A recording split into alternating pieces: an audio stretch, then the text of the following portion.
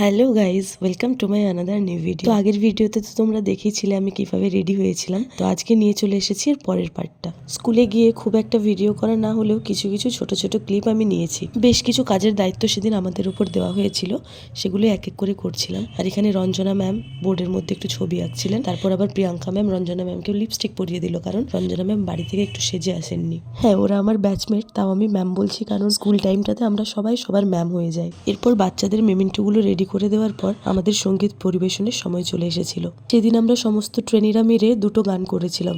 এরপর নানা রকম প্রোগ্রাম হওয়ার পর চলতে থাকে বাচ্চাদের ফটো সেশন। ওদের দেখে সেদিন আমাদের এরকম দিনগুলোর কথা খুব মনে পড়ছিল। তখন তো এত ফটো তোলার চলও ছিল না, তার জন্য সেরকম কোনো মুহূর্ত বদলি করাও নেই।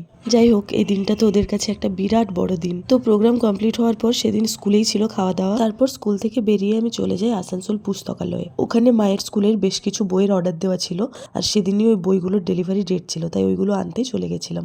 তো ব্যাস আর কি, বাড়ি এসে বসে পড়েছিলাম, যেটা প্রথম কাজ সেটা করতেই, মানে ফ্রেশ হতে আর কি। তো চলো, দেখা হচ্ছে নেক্সট কোনো ভিডিওতে। Till then tata, take care.